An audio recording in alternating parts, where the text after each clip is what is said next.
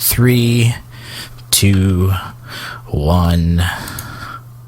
You worked too hard, you ate too much, the cheesecake made you greedy. Let your aching head and stomach hear this message from old Speedy. Alka-Seltzer, plop, plop, fizz, fizz, oh, what a relief it is.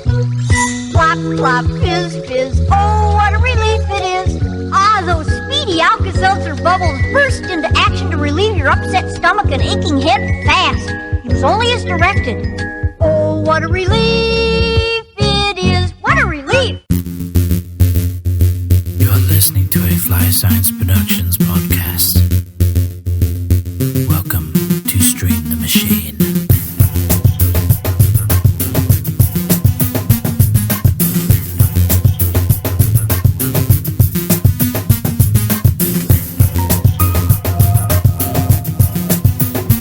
Good morning, everybody. Welcome to Stream the Machine. You think that would get easier to say? It is the 12th of April. It is now 10:38 on the dot, at least Eastern time, 9:38 where Tony's at. Tony, how you doing today?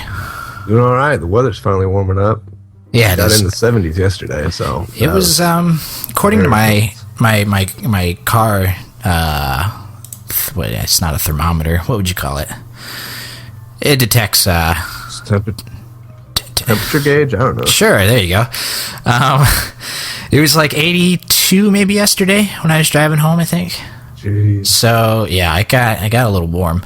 But yeah, it's warming up, and hopefully you don't have to worry about crazy weather too much.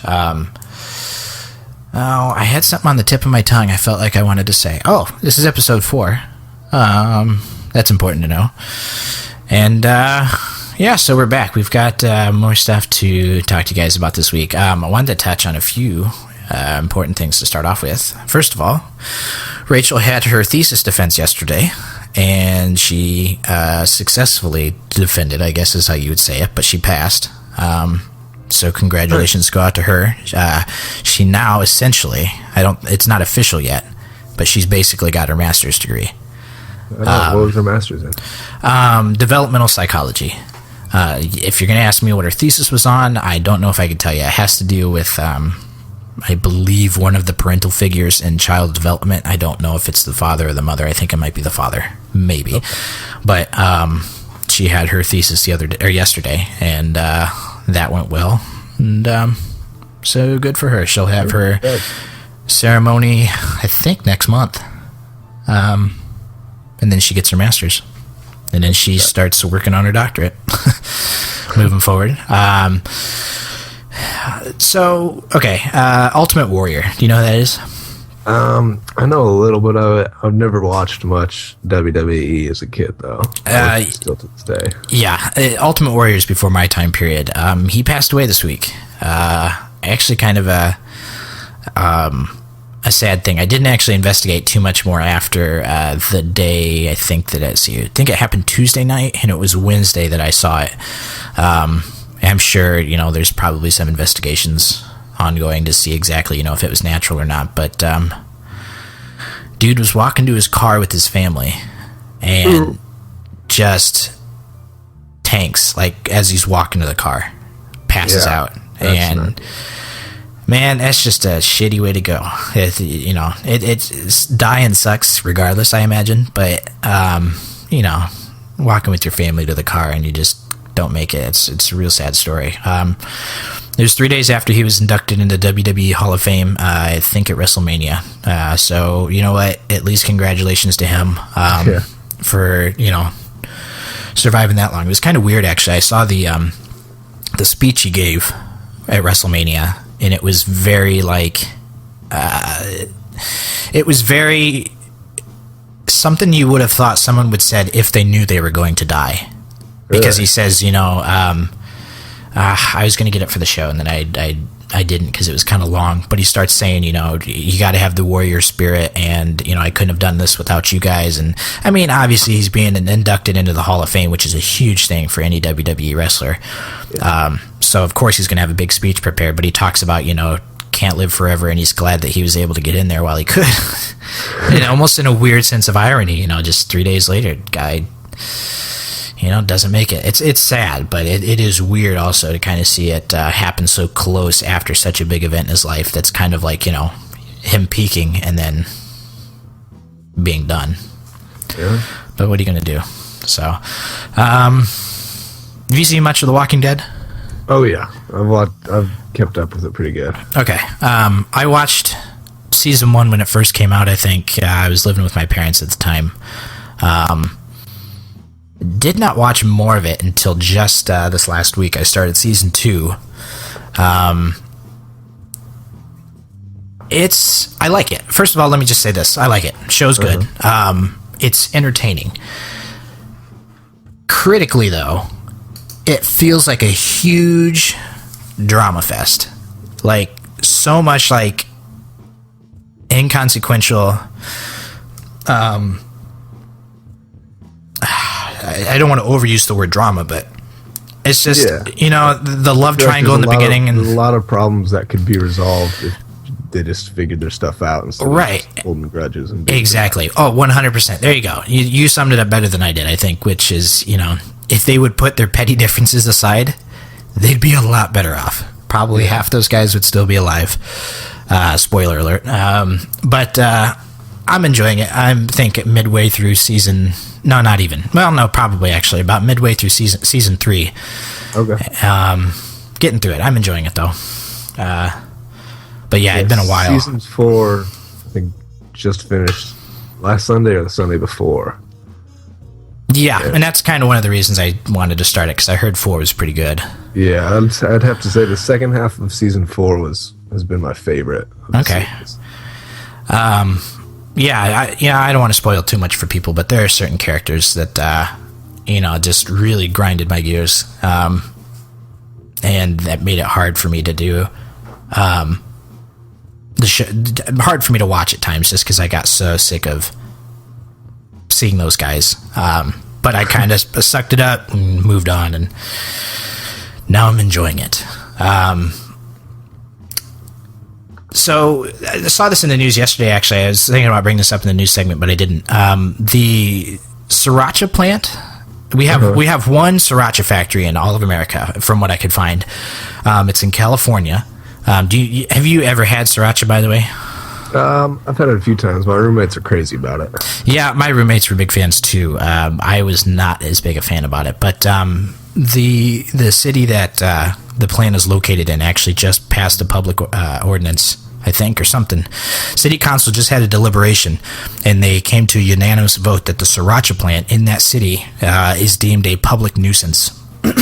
I know they got a bunch of complaints about the odor like last fall, because my roommates interpreted that as sriracha is closing down. So they went on Amazon and ordered a bunch of sriracha. Oh, I'm sure.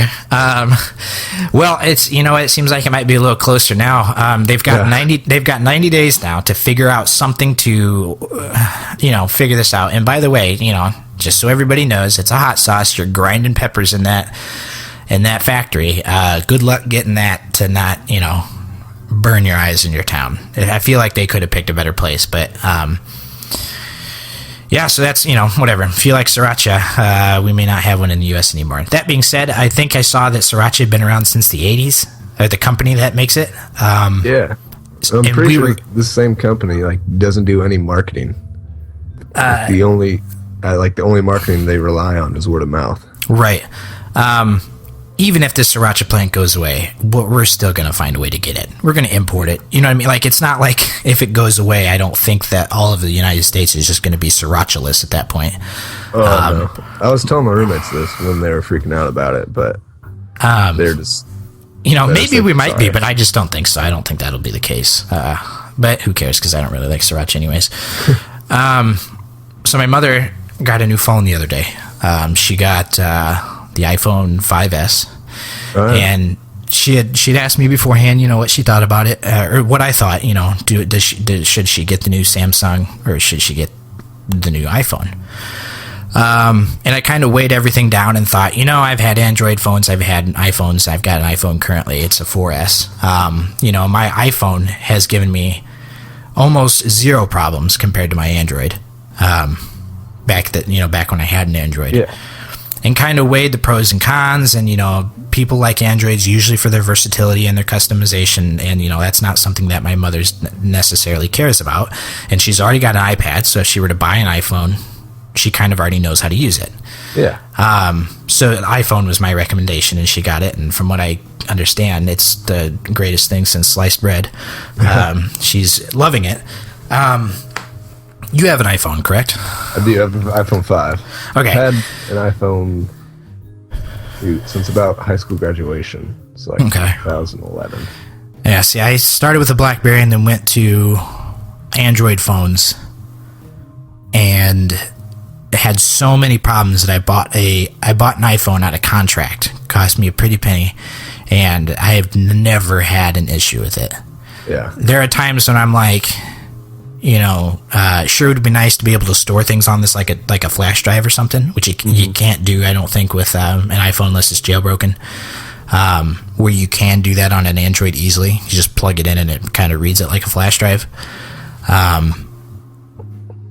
That's about the only limitation I've ever had with it, and it's something that you could work around easily if you really wanted to.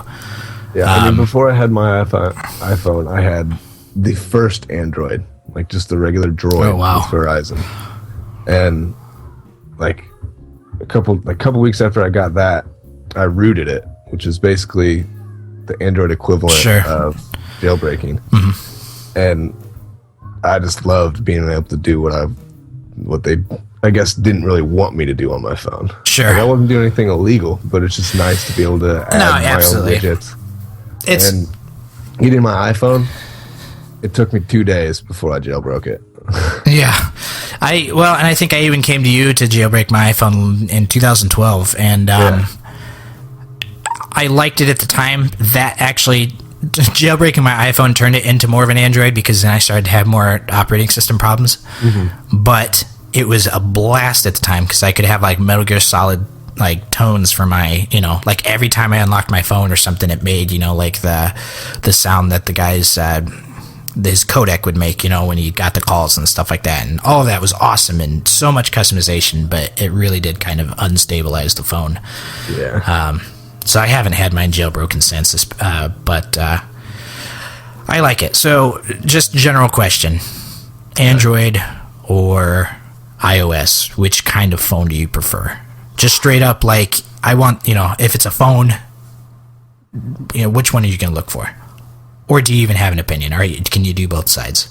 Honestly, I'd say I'm about both. I got my phone broke. I broke my phone over the summer. Actually, I broke my iPhone 5 like a month after I got it. I broke the screen and it all cracked, and the screen finally gave out over the summer. Nice. And I was tempted, like I was gonna get I wanted to upgrade to the Galaxy S4, but they had the rebates for the iPhone 5 because we had an upgrade. I just didn't have the extra cash to spend on a right. Galaxy. No, that makes sense. Right now, I want to say I want to do both, but I don't have much firsthand experience with Android. So right now, my preference is iOS because I haven't really tinkered with Android in a while. Yeah, it's been a while for Android for me too, and for the gambling aspect of it, I know if I bought an iPhone 5 or whatever the next one's going to be, that I would be okay. With an Android, it would be a little bit exciting, but I think I would be worried about having potential issues with it. So yeah. But I don't know. I've got an upgrade I can use as well, and honestly, my 4S is working for me at the moment. It slowed down a little bit with the iOS 7, I think, update, but it didn't slow down enough to be a problem, and still works for me. So I'll be sticking with it. Nirvana got inducted in the Hall of Fame this week. Yeah, I saw that. Just 2 days ago, actually. I was reading it's the first time. Okay, so Dave Grohl, you know who he is. He is singer of the Foo Fighters. Yeah, I know who that is. Singer of the Foo Fighters, was the drummer in Nirvana, which not a lot of people actually know. So drummer of Nirvana, singer of Foo Fighters now, and then Chris Novoselic, I think is how you pronounce his name. I always get caught up on his first name because it's Christ, Krist. I don't know if you pronounced the T, but I do. First time that they had played together, it was at... it was where they were holding this in New York, the whole Hall of Fame thing. And that's the first time that they had played together since Kurt Cobain had committed suicide, which was actually just about 20 years ago. It was actually last week, I think, was the 20-year anniversary. It's rough stuff, man. I mean, regardless of your opinions on Nirvana, because they definitely fluctuate back and forth, whether people think they're actually good or not. When you're in a band, you really are best friends because you spend so much time with those people on the road and, writing music and all these other things. And to think, that you wake up one day and you're, one of your best buddies has killed himself and, you can't, what do you do? It's definitely a bummer. And if I don't know if you've seen the Foo Fighters documentary, but they actually start off talking about for like the first 20 minutes, they kind of chronicle the end of Nirvana coming into the beginning of the Foo Fighters. Yeah, and I haven't seen the Foo Fighters. What I've seen is I've seen most of his documentary, on Sound City. Okay, I've heard that's great. I haven't seen it. I still need to finish it. Like I started it and fell asleep. I'm still yet to pick it back up. Nice. That was being promoted hardcore last year or the year before. I can't remember. I remember seeing him post a lot about it, though. So good for them. Like I said, regardless of your affiliation or opinion of Nirvana, it's a tragedy either way, and whether or not they deserve to get in the Rock Hall of Fame, I think that they do. But, good for them. Glad they can see something good coming out of this. Did you see that they played in that little dive bar, like something in Brooklyn, after they played for the Hall of Fame? No, I didn't. That's awesome. They did a little secret show. There was like 250 people there. Like, it was just this little bar, and they played a bunch of songs. They had like Joan Jett singing. I heard about that. Dinosaur Jr. singing. Was it Jay Mascis? Dinosaur from Dinosaur Jr. I know the band. I don't know the guy. Yeah, and like a bunch of other, like a bunch of various singers, like the singer from Sonic Youth. A bunch of people just singing with them, having fun. That's great. Yeah, it's power to those guys, man. They've had a hard time, and to come up on the other side of it. And Chris, not so much. I don't think he's been in much, but Dave Grohl, winning Grammys with the Foo Fighters. Yeah, dude's a talented man. There's an interview I saw, like this was quite a few years ago, like while he was towards the beginning of Foo Fighters. And they were asking him like how he could start a new band like after what happened to Kurt, and he just looked down and he's like, I make rock music. Like, what do you expect me to do? Right. How could you not? You know, it's like in the memory of, well, what idiot, whoever that interviewer was. That's funny. How do you, I think it would have been disingenuous to continue on with Nirvana, or anything like that. But, no, I'm glad where they've taken it. And last bit at the top of the show here, Colbert replacing Letterman. Yep. What do you think about Colbert? Have you watched much of his show? I do. I really enjoy Colbert Report. But I do know that Colbert Report, Stephen Colbert, is a character. Yes. So it's like, I know a lot of people are like, oh yeah, it's going to be like the Colbert Report on like prime time, but it's not. Like, he's going to be him. Like, he's going to be himself. It will be funny to see that, because I don't think we see much of that ever. There's only a couple times I think he actually will kind of reel himself back in on the Colbert Report to kind of, if he hit the wrong button on somebody he's interviewing, but that doesn't happen often. No, I've seen, he was on some late night show. I watched an interview with him, like back right when he got his show on Comedy Central, and seeing him out of character it was funny. It was just different. Like a twin brother or something. Yeah, it'll be weird. It's exciting though. You know what? He's good at what he does. He's one of those guys that, I kind of think of Jack Black this way, because Jack Black is an amazing singer. No one thinks about that because no one either hears Tenacious D, which is his band for people who don't know, or they just see him as that goofy ass actor, and no one has any clue that him and Kyle Gass were awesome. Or Glass, maybe? Kyle Gass. I think it's Gass. Okay. They're awesome. They are a talented duo. And, no one hears about it. No one really cares because it's kind of behind the scenes. It's kind of the same with Colbert, I think, is everyone sees his surface, the outside of it. And no one, notices that A, he's written books, B, he's recorded music in the past, given I think it's all been comedy stuff. Mm-hmm. But, he's a smart guy. And to be able to keep up what he's done for so long, I think is him being particularly smart. Speaking of Colbert, kind of. Did you see the most recent Hobbit movie that came out? No, I didn't, but I did see an article that him and part of his family was actually in it. Yeah. They're little... Yeah, they went out. They were on set for a few days, I know. Well, I think before the first one even came out. And, but yeah, I didn't even notice it when I watched it, but there's a scene where it's definitely him. Oh yeah, it's so quick, and he's got his family. Yeah, it looks like he's got his glasses on too. It looked like it's so funny. That's he's probably on cloud 9 right now. That's Yeah. And he's going on he goes on rants about Lord of the Rings. I know James Franco's been on and has tried to challenge his Lord of the Rings knowledge, and it blows my mind how much this guy knows about Lord of the Rings. Oh, I'm sure. I mean, the guy is. Like I said, he's not a dumb guy, and he's it's funny to see him kind of, because that's definitely another part where he loses character. Okay, so let's talk about some history. On this day, I only got a couple ones this week, and I actually cut out some of the extra ones. On this day of April 12th in 1892, voters in Lockport, New York, became the first in the United States to use voting machines.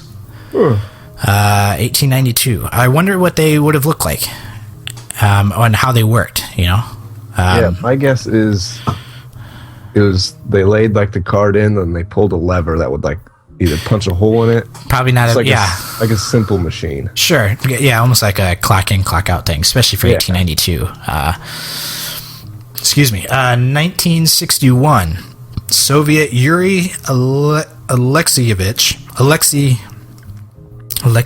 maybe? Yuri Alexeyevich Gagarin became the first man to orbit the Earth. That's impressive. Yeah, that's great news. I forgot to look up whether or not Russia actually beat us to the moon. It seems like something I should probably know, because I know 62 is when we landed on the moon, but pretty sure we were the first people on the moon. The only reason I get confused is because of this. This guy was actually the first person in space. Orbiting Earth is different than getting to another surface. You're right. No. Yeah, absolutely. And I think that's what I get confused about, is I forget that, okay, we didn't win everything. I think we won the race to the moon. We didn't win the race to space, though, I don't think.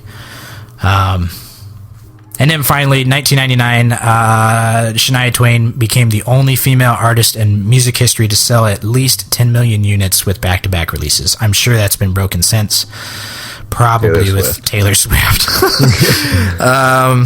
But yeah, my mother's a huge Shania Twain fan, or at least used to be. I'm sure she still is. Cool. You know what? I kind of dug her when I was young because my mother listened to her all the time. Probably 1999. That was about the time, probably. She had some good stuff. So power to her. Almost 15 years ago now? Yep. All right. In other news. This just in other news. Alrighty. Sriracha. I don't need that up. We already covered that.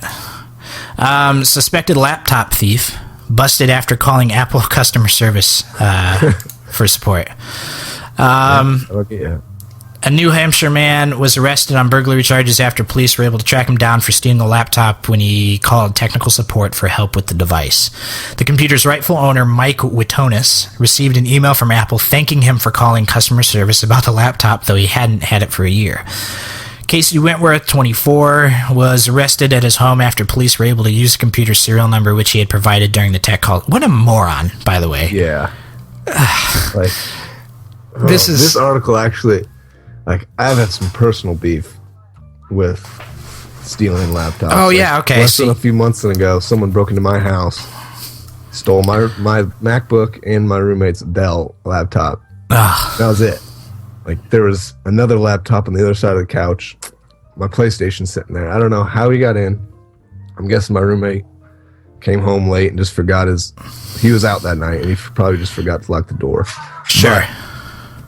But I wish my thief would I wish there were problems with my Macintosh, so you would call support. Let's see. It then took us a while to track down the individual who made the phone call, but we were able to put that together and ultimately come up with enough evidence to charge him with the original burglary and recover the computer. Wentworth is accused of taking the laptop from Witonis' home in Dover in February 2013. It was sort of shocking, Witonis said. I guess luck was on our side. That the guy who took it didn't try to get rid of it, which was sort of strange. Then all of a sudden he decides in his infinite wisdom, well, I'll just call Apple and see if they can help me unlock this thing. Maybe he thought, like, oh, it's been a year. Like, they're not going to look for it anymore. I suppose. I know they have apps now. I think it's even like a proprietary Apple thing. I think it's called Where's My iPad or Where's My iDevice or something. Now, it really doesn't do much unless someone has connection to Wi-Fi or if you've got a phone, 3G or, whatever.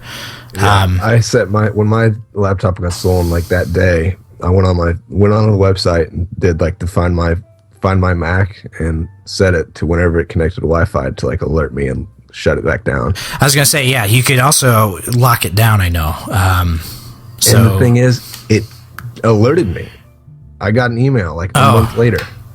And I was like, all right, I'm about to go bust some heads in. I'm going to go get my laptop back. Right. And so I get, like, obviously I was gung-ho right at the beginning. I was like, I'm going to go fight somebody. Right. Like, I actually Googled the address, and it's, like, northern Peoria, and it was, like, a nice neighborhood, like, 20 miles away from my house. I was like, this might not be the thief. But so I get my roommate, Dan, we go to this house. Mm-hmm. It's like a sweet married couple, like 70 years old, doesn't even, like, know how to use a laptop. So I don't know what happened. But I went to the wrong house. It probably, I don't want to be a pessimist or a cynic, but it probably was some dumbass grandson who took it and connected over at Grandma and Grandpa's house. That's what I was thinking. But they said no one was at the house, and I didn't want to bother them because it's too sketchy looking 20-year-olds knocking on the door at 8:30 at night. Right. Felt bad. What are you going to do, I guess, besides go overpay for another Apple device? Yeah. Louisiana teacher suspended after allegedly calling female student a sassy slut. Have you... Just before I start this, did you ever have in high school, I don't think, there was one teacher that we had, as teacher in quotation marks here, it was an old gym teacher who kind of was on the edgy side of things. He wasn't there for long while I was in high school because I think he either got fired or quit. But he was the guy who I would imagine would say something like sassy slut. I cannot think of a single person in our high school that would have called someone a sassy slut. That's a crazy thing to do as a teacher. You as you're saying it, you're I don't know. Can you imagine if someone were to say, hey, Tony, someone from high school, one of your teachers, said sassy slut? Is there someone that comes to mind when you... Yeah. I mean, you don't have to drop any names. I don't want to incriminate anybody. I don't think this teacher would say it, like, in school hours. But if it was, like, outside of school, like, if I ran into her, she might call someone a sassy slut. So weird. Must be a female thing, because I think... What bugs me is, like, in high school, like, a lot of people like, hey, slut, what's up? Like, yeah. It was like, hey, how's it going? But it's, I don't know. It's using any kind of derogatory thing like that. It's ridiculous. I also thought that was stupid. Louisiana teacher has been suspended after students allegedly heard her call one of their peers a very bad name. Administrators at is it Evangel or Evangel? I've never seen it like not be like Evangeline. Okay. Administrators at Evangel Christian Academy School gave a life science. I almost thought that said life sentence. And I was like, holy shit, they are cracking down. Gave a life science teacher a 6-day paid suspension after she reportedly called a 12-year-old girl a sassy slut. I didn't see the 12-year-old part. That's insane. Okay. I figured it was high school. When it first said, I just thought it was high school. So I was thinking, I've known some sassy sluts in high school. Like, yeah, it's that wouldn't be that surprising that a teacher, like, I mean, obviously, you shouldn't be calling people sassy sluts, but I feel like if that were to happen in my high school, people would laugh. They might get a slap in the wrist, but it would not make news. Yeah. The fact that it's a Christian academy and it's a 12-year-old girl. Yeah. It feels like a breaking point. Like that woman probably had reached some kind of, whatever. The parents of the girl claim she is well-mannered and polite. I'm going to go out on a record and say that she probably isn't. But, doesn't deserve to be called a sassy slut. Everyone's kid is well-mannered and polite. I'm just still numb about what happened in the disciplinary action that the school had taken, the girl's mother said. I don't think it was fair at all. They initially told me that she would receive 1 day suspension with pay. And when I made it back to my job, I received a call from the principal that stated that the situation was serious, and they wanted me to know that they would give her 5 additional days of not working and being paid. Yeah, that's more like an award. Yeah. Like you get a paid vacation, but bad on you. Oh, definitely. Yeah. I mean, there's something else going to come from this, I imagine. But what are you? Just goofy stuff. Come on, teachers.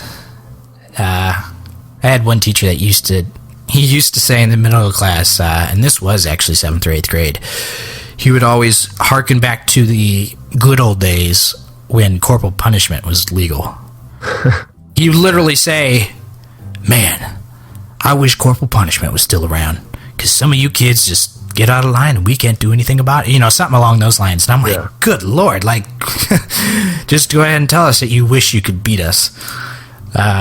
Striking fear into his students. Right. And that guy was a badass. People didn't want to mess with him. He, he's a good teacher, though. Maine man, so a man from Maine, says marijuana in car isn't his because the car is stolen. Maine man, I hate that. A man from Maine who is trying to avoid being charged with marijuana possession may now be wishing he simply pleaded to the police that the pot was his.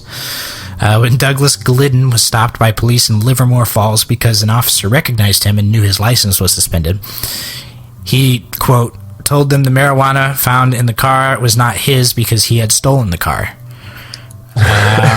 While Glidden was being taken to the Androscoggin County Jail for booking, police said that the car's owner called and reported that it had been stolen from his driveway. The 25-year-old was charged with felony operating under the influence and felony counts of theft by unauthorized taking or transfer and violating condition of release. According to Chief Ernest Stewart Jr., Glidden has also been charged with a misdemeanor count of operating with a suspended or revoked license and a civil violation of possession of a usable amount of marijuana. I don't know if you've opened up the article and seen this guy's face. Give me 1 second. Dude looks like a Joker. He's got some crazy mohawk thing going on. Yeah. How is, first of all, I feel like the story here is a little, what's the word? Not untrue, but they would have known he would have stolen the car sooner or later. They would have known because they would have run the plates.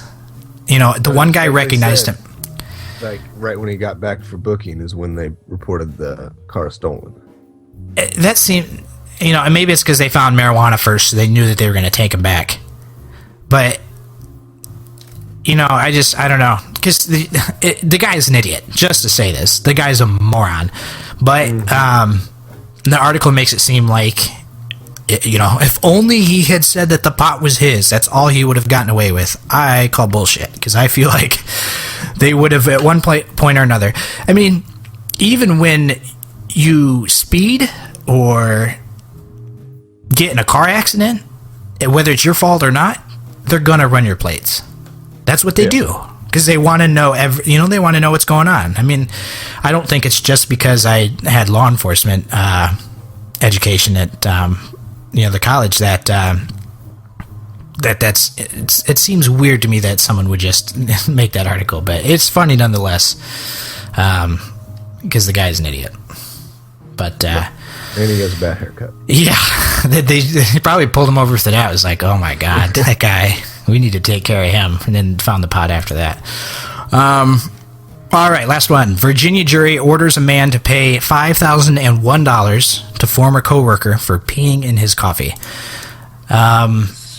Virginia jury has ordered a 53-year-old man to pay $5,001 to his former coworker after he admitted putting something in his coffee and it wasn't cream and sugar. A jury in Culpeper County Circuit Court ordered James Carroll Butler to pay Michael Utz for spiking his coffee with pee in March 2009 while they were both working at the town's wastewater plant. The jury found that Butler, who had worked at the plant for 17 years before leaving in 2009, had personal ill will and spite towards Utz. When the tainted coffee pot was tested, lab results revealed the strange brew contained urine and fecal matter. Ooh. The plant mechanic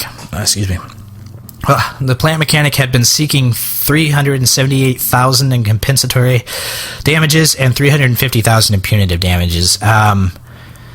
Yeah, good luck on that one, by the way. That kills me. In almost every civil court, people are always trying to milk the system. Yeah, like, aim high. If I drank some piss, I'm not asking for $300. I mean, maybe my lawyer would, but I feel like $350,000 or $378 is a little bit much, because he only ended up getting $5,000 anyways. $5,000, sure. $10,000, okay. $1. Yeah, that was also weird. That's probably over some kind of weird limit to make it put it on his record or something. Yeah.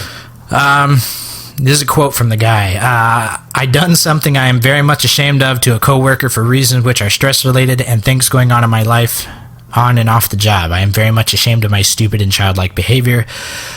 That sounds like someone wrote it for him.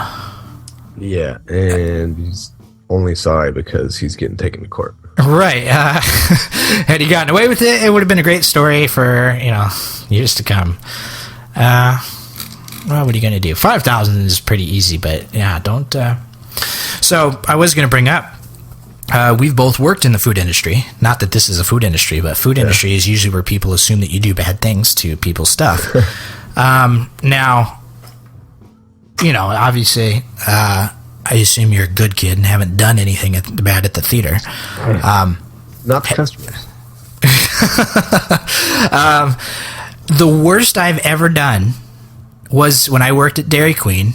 If a drive-through customer was particularly bitchy, or if there's a customer out, in the lobby that was being kind of a jerk, and let's say they ordered, and it really only happened if they ordered like a chili dog or a cheese dog or a chili cheese dog. I would basically, and this isn't, let me just preface this, everyone who thinks this is going to get real juicy and stupid here in a moment. I didn't spit in anything. I didn't put anything in there that wasn't deserved to be in there. But what we did was you would have to take the hot dog, put it in the bun, put the chili, put the cheese in there, and then you would throw it in this microwave for like 10 seconds. And it basically sort of kept everything reheated, melted the cheese on there and everything else like that, right? Yeah. My biggest prank on anyone who was being a douche was I would just take chili or cheese, usually cheese, and sprinkle it under the bun, like on the inside of the actual little container that you were putting the hot dog in, and then I would microwave it. That way, when they would have to get their hot dog out there, the cheese would have stuck it to the freaking container. Nice. That is the biggest troll that I've ever done for food, because guess what? As much as people might make me angry, peeing in someone's stuff, I mean, that's a whole other game. That's a serious implication, man. I mean, not to, again, maybe I'm just being cynical, but you don't know what kind of things you might have, disease-wise. What if there's so many bad things that could happen from that could ruin somebody's life. And I'm always thinking the worst and being paranoid, like, oh crap, something bad's going to happen because of this, Peeing in a coffee seems like way too much of a health hazard, not even thinking about drinking the actual pee. It's what comes with it, Yeah.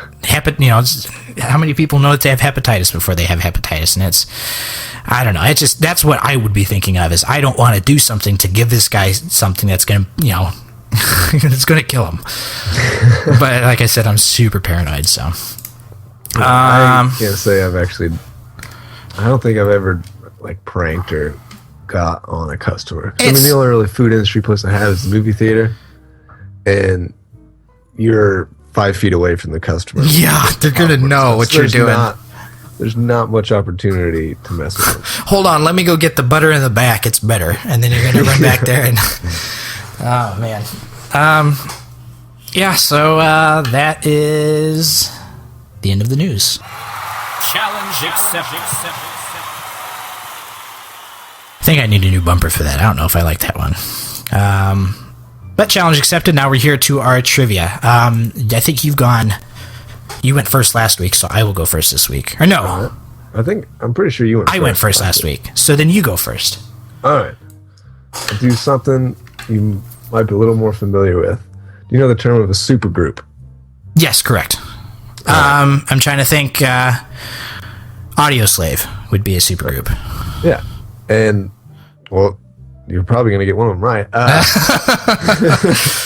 Basically, I'm going to name a supergroup, and I want you to try to name as many, like who makes up, not necessarily the persons, but from which bands make up the supergroup. Because for people who don't know, supergroup is combining two already fairly popular bands into like a supergroup of bands. Right, yeah. This will be fun, because I'll tell you what, I think I will have a harder time than expected, but at the same time, it'll be fun to do it. I know enough about, a little bit about a lot of bands, so we'll see how it goes. All right, the first one, Audioslave. You said it yourself. Yeah. So the lead singer from Soundgarden, I can't think of his first name, Chris Cornell. I was calling him Chris Parnell, which I'm pretty sure is the Saturday Night Live guy. Chris Cornell. And it's I don't know their names, but it's the rest of the guys from Rage Against the Machine. Correct. Tom Morello, obviously, is on the guitar. Okay. Yeah, I didn't even think of him. Yeah, he's the only other guy I could have remembered, I guess. All right. Temple of the Dog. Oh. Okay, that's also Chris Cornell. Uh-huh. And... oh, boy. I only know their one song, that Going Hungry. Uh-huh. That I'm going hungry. And then, but I don't know if I know the rest. I'm going to say Stone Temple Pilots. Pearl Jam. Oh. There's like 3 grunge bands aside from Nirvana in the 90s. Out of Soundgarden, Stone Temple Pilots, and Pearl Jam. Dang. Awesome. Okay, I didn't know that. That's awesome. You got a half right. Okay, so let's give us I have a bad case of diarrhea. there we go. That's that seems appropriate. All right. This one might be a little harder. For me, it was a little tougher. Alter Bridge. I don't know. Okay, so Mark Tremonti is the singer. I don't know what he's from, but it's the guys from Creed. That is correct. I don't know what the singer's from. Mayfield 4. Never heard of him. Well, props to having at least getting the guy's name. I only knew that because I went crazy over one song of theirs. Oh shoot, Isolation is a really fun song. But that's the only song I've ever heard of theirs. I think I don't really like them that much. But yeah, I knew Mark Tremonti for I don't know what reason. All right. Let me see. All right. Velvet Revolver.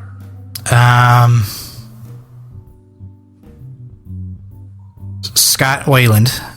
Yep. From Stone Temple Pilots. And I'm going to assume Guns N' Roses because I know Slash is the guitarist, but I don't know anybody else. Yep, that's right. Awesome. That was a hard one for a moment because I haven't listened to Velvet Revolver in a long time. All right, last one. Okay. It's more of a current one. Them Crooked Vultures. Oh, nice. Okay, so we got Dave Grohl. Plays. I'm going to say drums. Yep. And I'm going to guess Queens of the Stone Age. One more. There's one more group in there? Yep. I'm going to say, this is totally not it, but I'm going to say Motorhead. Led Zeppelin. John Paul Jones. Dang. Oh, shit. So I didn't know that. I knew them Crooked Vultures. I had heard of them. I knew it was the Dave Grohl project. The Queens of the Stone Age was a wild guess, though, because I know that they had done some stuff together before, too. Yep. Josh Homme. Or Homme. Right, yeah, I don't know his name either. No, I know they did a song with Lemmy from Motorhead and Probot, which is Grohl's other side project. But yeah, that was the only other thing that came to mind.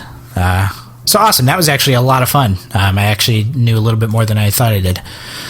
I felt like I was too hard on you last week. No. Because I'll tell you what, trivia is meant to be fun, but I also like learning too. So a lot of it can be a good learning opportunity. This week for you, I have another 50-50 sort of gamble here. I'm going to give you a name of something. And you're going to tell me, is it a Pokemon or a prescription drug? All right. And it may not be. I don't think any of these are over the counter. So I think they're prescription. They're drugs, but they're not like meth. You know what I'm saying? It's a quote unquote positive drug. Okay. Centret. Wow. We go Pokemon. That is correct. I tried to decide if I wanted to bring in. They actually had the listing of like second generation normal type Pokemon, and I was like, you'll just have to take my word for it. Are these like the current Pokemon? Well, they're from any generation. Oh, okay. So Centret I recognized because I think he's from second generation. Some of these others I don't think I do. But for the ones that are drugs, I've also written in what kind of drug they were. That way you didn't think I was just making shit up. Okay. Second one is Vibrava. That sounds like a drug. You would be incorrect. It is a Pokemon. So wait, did I play you the correct one for the first one? I said Pokemon the first time. Okay, you got it right. Sorry. Just mental mind lapse there. 12-year-old Tony would be so mad at 20-year-old Tony. Right. Voltaren. Pokemon. No! That is a drug. It is an analgesic. Number 4, Gliscor. Oh.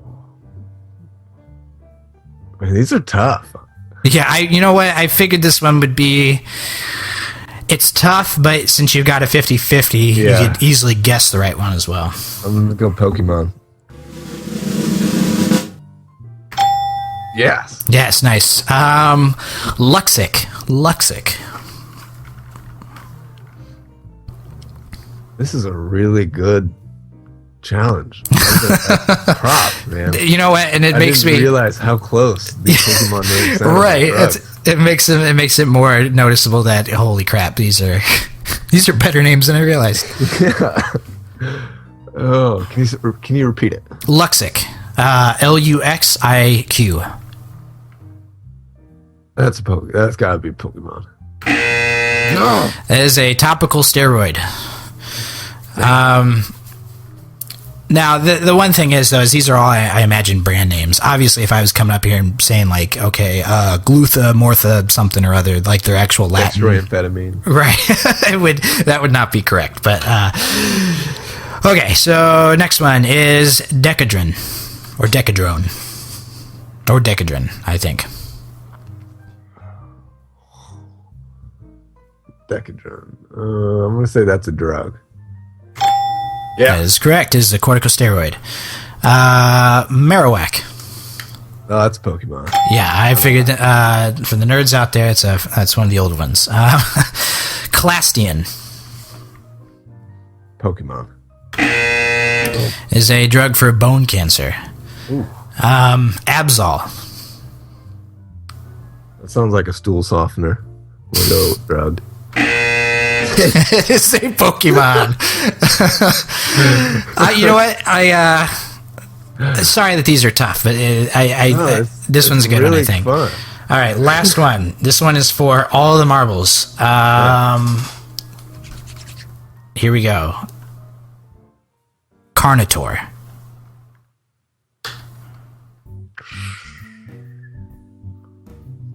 Use it in a sentence. So unfair. I can't do that. Carnotaur took some Carnotaur. Ooh.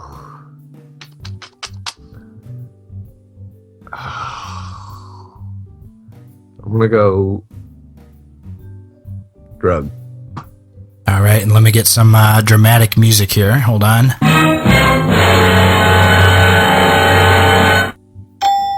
Yeah, it is correct. It is a dietary supplement. Nice work. That's like crazy. How? I mean, I'm obviously like I don't know obviously that much about Pokemon anymore. I would. You know what? I would have really known a couple. Sound like prescription names. I've played. Rachel and I just played through the recent Pokemon, like the newest one, and I probably would have gotten. I would have gotten Marowak right, maybe Absol, and I think Centret. Those are the only three that I know fairly well. Vibrava and Gliscor and some of these others, I mean, that all sounds like, something you'd get over the counter. Like it's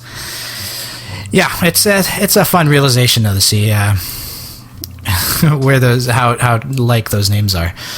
All right, so that brings us to our first break. This is actually a really kind of exciting, moment for the show. This is our very first song submission from someone that we didn't really know. We got something from Steven Zernecki and the Horrible Deplorables, I think for that was our second episode. Second episode. Second, so that was one that Ross was helping out with. And, we knew him and we knew Steven and, we're really thankful to get his music on there. And now we actually got something from across the pond. These guys, The Finest Hour, they hail from the United Kingdom. I think it was somewhere in England. This is terrible. I hope they don't listen to the show. But they sent us in some music, and it's a good song. There's pretty big news too. They've toured all around the UK, been on BBC before. They're not a small band. They might be small over here, but they're pretty big there. They have a new album come out in 2014, and they had an album in 2012 called These Are the Good Old Days. This is from their EP called Overbar the Shouting. That is the name of the song. The Finest Hour, Overbar the Shouting. When we come back, we're going to have To Health and Back again, and then Ross Bays will come on to talk to us about the karmified way of life. We will see you on the other side.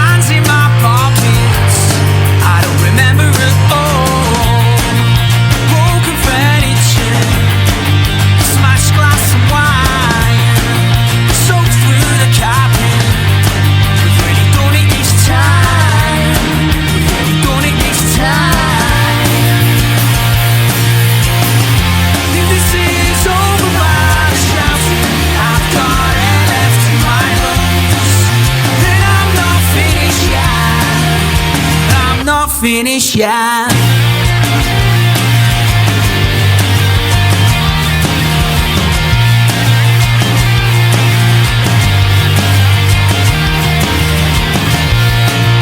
Flashback from last night, out from memory, strange conversations, I can move in my feet, broken furniture, smashed glass of wine, soaked through the carpet. We've really done it this time, we've really done it this time. If this is over by the shouting, I've got an empty my lungs, and I'm not finished yet, I'm not finished yet. If this is over by the shouting, I've got an empty my lungs, and I'm not finished yet, I'm not finished yet.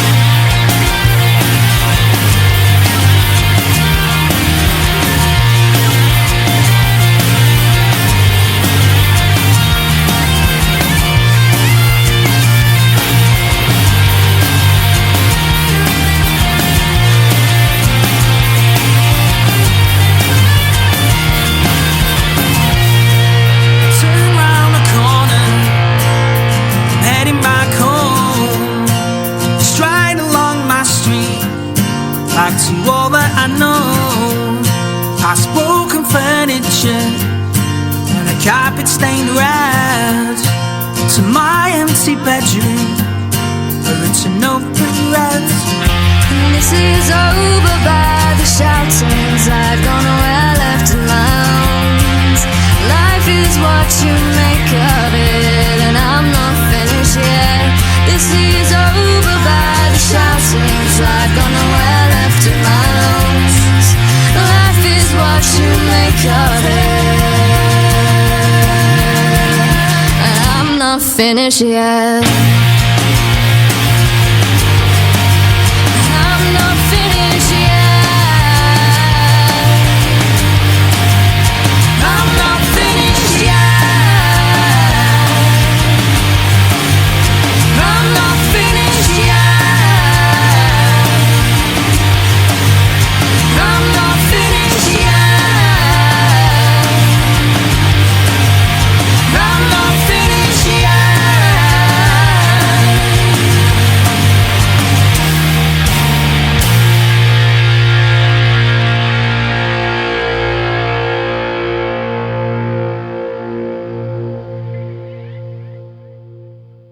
Put like some of your ham in here. Well, let's put all of it in. You are listening to a Fly Science Productions podcast.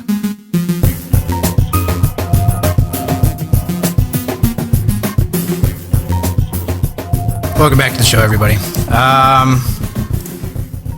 What do you think? What do you think That of was that? really enjoyable. Yeah, I really liked it too. I'm not a huge fan of a lot of indie music necessarily. Not because I have anything against independent music, but we've talked about it before. I usually like heavier stuff, and indie usually isn't a heavier thing. No, I really enjoyed it. They had a couple other ones that they sent us, but that one kind of was their best one, and I think that's their single anyways. But they have some other stuff too. I'm definitely going to throw that up in the show notes on the website so you guys can follow through and go find it if you like. The EP is up on iTunes right now. I think it's like $3 or something. Super cheap. And good music for that. So thank you those guys for sending that in. Okay, so I wanted to two things I wanted to bring up. First was there was an earthquake apparently last month. I'm trying to think of where it was, but they had this clip of a newscaster kind of losing his shit on the air. And I got a clip of it last night, and it makes me laugh every time when it gets to the part where he like realizes that there's earthquakes. I don't, like I said, I don't know where state it's in, but so here's the clip. Ginger, thank you. Coming up, more problems for a troubled earthquake. singer. Yep, we're having an earthquake. It's just that last part. I do remember seeing that. We're having an earthquake. He's just freaking out. Oh, earthquake! And I found that last night, and it made me laugh. So I thought I would bring it to the show. And then also, I forgot to touch on this with the news. So in other news, continued real quick. Have you seen that this new thing that they found with the Gospel of Jesus, his wife? I heard it mentioned, but I didn't hear many details about it. We won't have to touch on it because I'm not a historian of any kind, so I can't, and a lot of the stuff is going to have to be validated. But basically, just found an old sheaf, maybe, I guess you'd call it, of papyrus, which is ancient paper. And it has basically almost like a scripture piece written on it where it's a quote that says, Jesus said to them, comma, my wife, she is able to be my disciple. And I think continues on a little bit farther, but refers to essentially Jesus having a wife. Now, the ink and the paper, they've only dated back to like the 8th century, maybe. Okay. Yeah, 7th to 8th century. So it wasn't written like during his lifetime or anything like that. It was hundreds of years afterwards. But basically, they've said that they think it is a copy of something even older that obviously probably has been lost to the artifacts of the world. But that's crazy. Yeah, they're trying to decide if it's a forgery or not. Some people are like, I don't know, it looks kind of fake to me. And other people, a lot of people have tested it and said, no, I mean, this is legit ink from that time period in the paper. And, the fact that it just kind of showed up now is what's, I think, getting people a little sketchy. But you know where they found it? Oh, let me see here. Some dude had it. It says the papyrus fragment is owned by an unnamed private collector with bills of sale going back only to 1999. So he's not... Let me see here. I mean, it's just some dude had it, and they might not be a current forgery. Like maybe it was, but I mean, sure.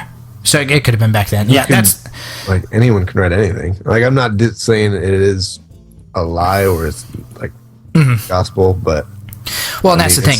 It's tough. Even if it's from the 8th century, because that's what you're just saying, right? Is it could have been bullshit back then. Yeah.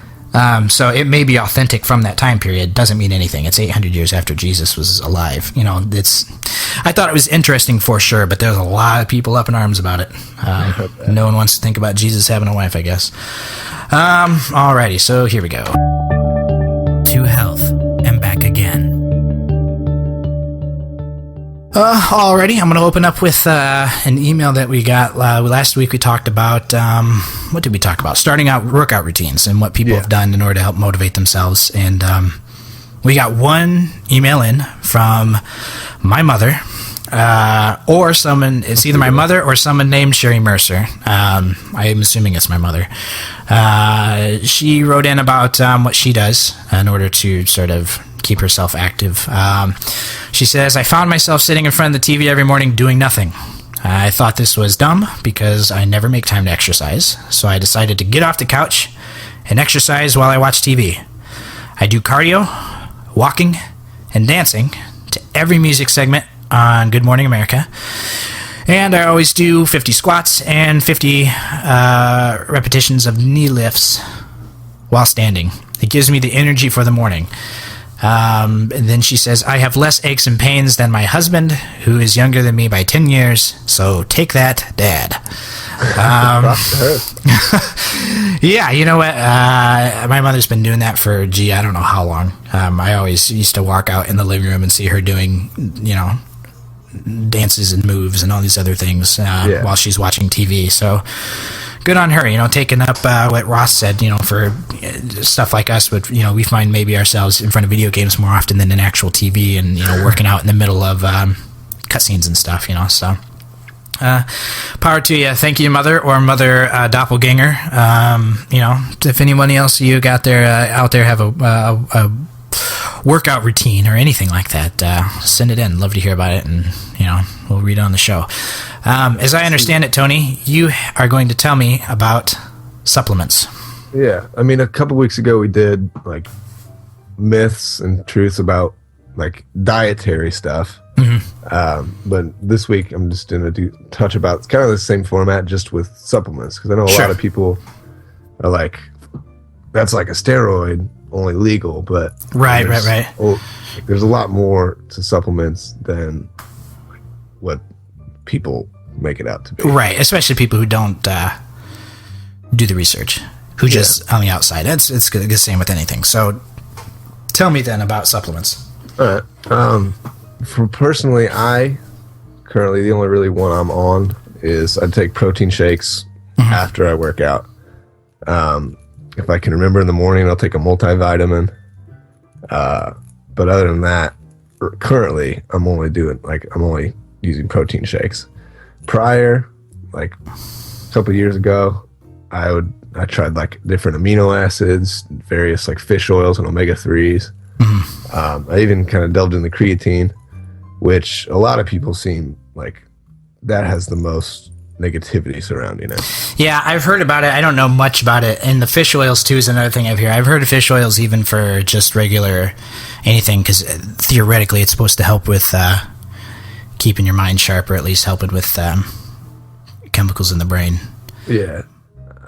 Speaking of omega-3, like in high school, I'd never taken any omega-3 like vitamins, but the morning of my ACT, my mom was like, make sure to take this. It'll help you drink. Right. Which, I mean, yeah. Anything that helps, theoretically, as long as it's not hurting. Right. But yeah, on the creatine, a lot of people, maybe not a lot of people think it's like a steroid almost. So like what creatine. What is creatine then? Oh, shoot. Basically, let's see. It's definitely not steroid. Okay. Steroid is something like creatine. I know a lot of it helps. Like personally, it helps me like work out longer. Okay. Like I can get like 3 or 4 more reps in it. Is this like a drink or something that you can? Most of the time, it's a powder. Okay. Oh, it's okay. So you just would mix it in with something. Yeah, like you mix it in with water. Some people like mix it in with juice, sugar. Sure. But there's the drink kind you can mix in, or you can take it just as a capsule. Okay. And it's found naturally in beef, so I mean it's not something that you're not getting anyway. Right. Just in a higher amount if you take it. But, so I mean, it definitely, like when I was on it for about a month. And it definitely bulked me up, but most of it was water weight. It's like you might look really big, but it's like your muscles are just holding on to more water. Okay. So it's just kind of puffy. Yeah, and that's not desirable, I imagine. And like some people think that creatine has like a negative effect on your kidneys, which studies have shown that like that's not true. It's just if you have pre-existing kidney conditions, then it won't help that pre-existing. Sure. Like it won't make it worse. It'll just won't help it. Sure. Yeah. Another myth is this list. Whey protein makes you fat. By like if little like skinny girls were to start drinking protein shakes, like they would put on a whole bunch of weight. Which I mean isn't necessarily true. There are various kinds of protein powders. Like there's mass gainers, and then there's your standard whey. Like mass gainers have like 2,000 calories per shake, and that is what'll make you gain weight. Sure, yeah, I'm sure they've got them for different situations. Not everyone's going to want the same kind of experience. You know, everyone's got different goals for what they're trying to reach. A lot of people just kind of group protein into one category, just protein. Like that's right. It. It's to make you bigger, but it's not like I've lost weight while taking protein shakes. Sure. I think my mother has protein shakes to just sort of kind of keep her in shape, maybe. I'm trying to think, because I know she's offered them to me before, and I know my nephew had to do protein shakes a lot because he was in football and was working out a lot. I don't think I really had any ever when I was doing my workout routines back when I lived in Illinois. Yeah, I mean, they're obviously not a necessity, but they're just like they're a supplement. Like they're supposed to like Sure. Obviously. It's in the name, supplement. Yeah, I was going to say that's the definition of a supplement is to help, to complement something. Exactly. Let's see.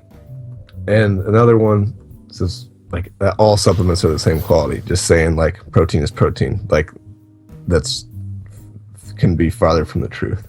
Like right. Different companies produce different standards in their protein or pre-workout or vitamins, what have you. Mm-hmm.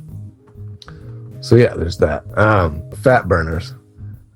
You see like Hydroxycut on. Sounds like a terrible choice already. Yeah. Like it's claiming that it's like a thermogenic where it claims like it'll burn fat for you. Mm-hmm. But the wouldn't it be make nice? It seem like you just take this pill and then boom, you down 5 pounds. Which I mean, what they do is, for at least what I've noticed, they bump up your internal body temperature. Mm-hmm. So like while you're working out, you are burning more. Like you're burning more calories because you're running hot, right? Kind of thing. So I mean, they do somewhat do what they are like advertised, sure, but not the way they're advertised. I'm sure, and it's all a marketing gimmick with those things. At least it seems like, anyways. I don't know anybody, I guess personally, that's ever tried them, but yeah, I knew a friend in college. He tried them. He claimed they're the bee's knees, but he claimed anything that he got his hands on that was cool. Right. But no, I mean, I've mixed around. Like, I've never actually been on thermogenics, but like, I've got some supplements, like some protein that I was just like, this doesn't really work out. Like, there are different vitamins that like I've bought and then just realized this isn't working out for me. So I mean, everyone has their own, like, stuff works differently for each person. Sure. It's the little changes in like the formula that'll just throw it off for someone or make it great for another. Right. Now, we used to use pre-workout, I think is what we called it. Mm-hmm. When we would go lift. What is that necessarily considered? Because I mean, I know it's not caffeine, but that's essentially what it would do, is just give you a quote unquote, basically just a huge energy boost. Yeah, I know pre-workout, some of them actually, it is like a form of caffeine, like a low level speed kind of. Sure. But for that, I've never been the one to do pre-workout because since I was in 7th grade, I've been on, I've had ADD, so I've been on Adderall, like prescribed. Okay. And like it's since I was growing, like through high school, like I would have to keep up in the dosage till eventually like I was at like the highest they could prescribe to me. Right. And since then, like I'm off it now, but my body built up a tolerance to stuff like that, which is why they had to keep bumping it up. Yeah. It's like stuff like coffee, energy drinks, and even pre-workout. Like it doesn't do anything for me. Yeah. Like that's kind of like, it's just kind of like you could chug a cup of coffee and about have the same effect. Yeah, that's essentially where I'm at least. I actually was prescribed Adderall it was 2012. I had it for about 6 or 7 months, and I built up a tolerance real fast. I was on it for 7 years. Yeah, and that's the thing too, is I think it would have made a difference if I was younger when I started. Since I was just trying it so late in the game, it made such a difference. Anyways, but yeah, I'm in the same boat. I got off of it because it was to a point where I would probably eventually kill myself. But because you get so much in your system, man, you're going to tweak. But yeah, coffee and stuff like that. So, but the pre-workout, it seemed like it worked okay at the time, but I also think I might have been on Adderall at the time. And that was one thing I noticed too, is actually I couldn't have much caffeine when I was on Adderall, like first starting, because then it would like jumpstart my heart. Yeah. Yeah, well, cool. I'm glad that I mean, some of the stuff, like you said, kind of has a negative stigma to it. And it's really got to just tell people to do research. Yeah. It's some of the stuff, it seems like, if you would just, even Googling it, you can't trust the internet for everything. But if you're going to read a couple articles, make sure that the source is credible. You can figure out a little more than just, oh, that sounds bad, it must be bad, or oh, that sounds good, it must be good. So cool. Thank you for bringing that to us. That brings us to our Karmified segment. We are the movement that is taking matters into our own hands to instill change in the world, simply by being the change we want to see. It's not about money, politics, or religion. It's about us. Join the groundbreaking movement at karmified.com. Good morning, Ross. How are you doing today? I'm doing great, fellas. How you doing? Not too bad. It's that, like we talked about, the weather's been nice and warming up and looking like it's going to be a nice day after this is all over. So good to have you here. I did want to touch on first, real quick, sure. iOS versus Android. We talked about this earlier in the show. What is your preference? What kind of phone do you have now? Right now, I have the absolutely gigantic Samsung Note 2. Okay. The one that's like basically a tablet in phone form. Yeah, I literally, like, when I get home at the end of the day, I stick this to the wall and it's my TV. You know what I mean? Funny. So then, do you have an Android preference with your experience? I really do. I've never been an Apple guy. I mean, I have an iPod like everybody does. Sure. But I am a huge advocate for Android. When the guys that I work with are generally older guys, so they're not too technologically savvy. So whenever they ask me for recommendations, I always tell them Apple because it's easier to use. It's made with more restrictions so that these guys can literally pick up the phone and within 2 minutes they're using it instead of saying, "Hey, dude, how do I make a call with this?" I mean, it's a phone. So I'm an Android guy just because I like being able to tinker and find out what works for me. Awesome. Well, cool. I'm glad that you are kind of on the other side, at least to sort of figure it out. The one thing I can't stand is fanboys on either side, though. People who specifically hate the other side. You can love. Yeah.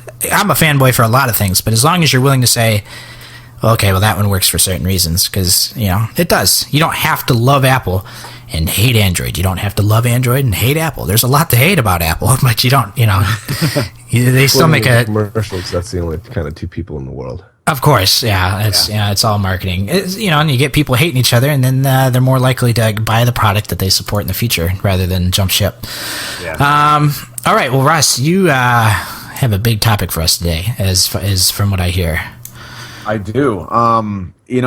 Man, and I was really hesitant to bring this to the show just because, like, I don't know what the general theme of the listeners are, and I don't want to make a bunch of waves in an area that's not necessary. Like, it's not my show, and I don't want to take a turn where you might not want to take it. But it's something that I feel is important enough to at least get out into the open and talk about, because I think if anything, it makes people think, and I think that's the first step in at least making some change. Sure.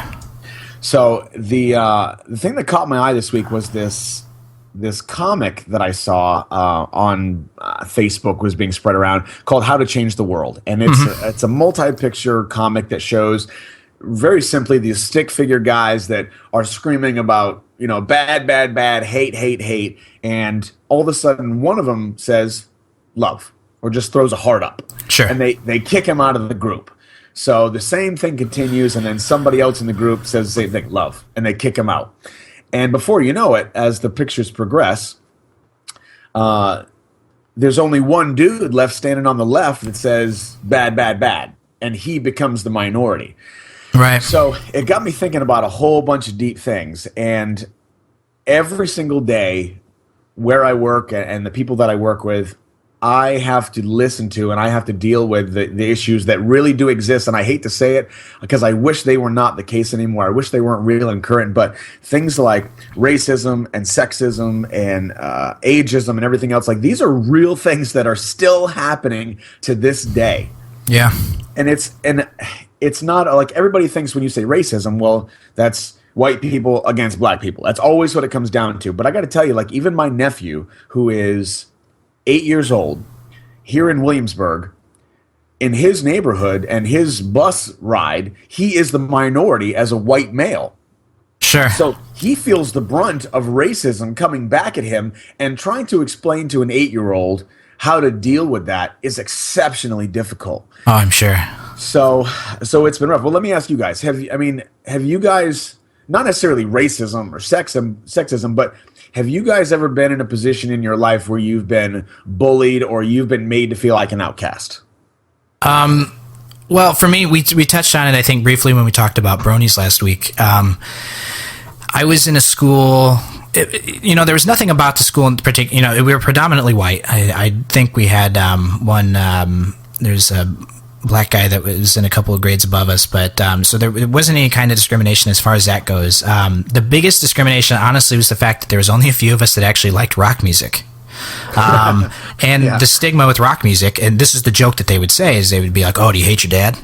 Like, that was the thing, because everyone else there either listened to country or rap music.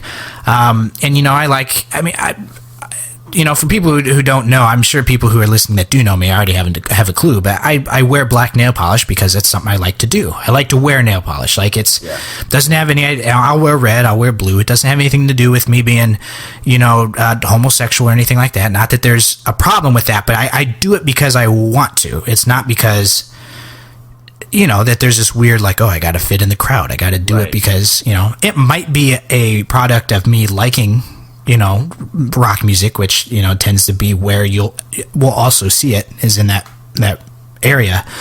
But, just the music and the dark clothing and occasionally having the black nail polish, stuff like that, was really, I guess, the biggest thing, was people assuming then that I was either always depressed or that I hated my father or that, are you cutting yourself? That kind of thing. It was, and like I said, it really didn't affect me too much in high school because I honestly didn't give a shit. Like, I just was like, whatever, people are going to talk, they're going to talk. But yeah, it did. It's one of those things that I think back and go, wow, it really did happen. Yeah. But I don't really remember it as being bullied. But it did. It did occur, but it wasn't a problem for me too much, I guess. Yeah, I got you. What about you, Tony? As for like bullying and segregation, like, I was never really bullied or like specifically like cast out, but I was just one of the unpopular kids all through grade school and stuff. Yeah. And so, I felt kind of out of the loop just because I had one consistent friend. Yeah. And but I didn't really, there was never like, that I can recall, like public, like specific shaming of. Sure. That's good. You can see me as a kid, like, I grew up in New Hampshire. There's nothing to do in New Hampshire except go Walmart. You know what I mean? Like, it's not an urban area. And I was never like in the fight for my life as far as I was aware. But I was bullied a lot as a kid. I was always smaller than everybody else. I didn't really do well in school. I just didn't. I didn't like school. Right.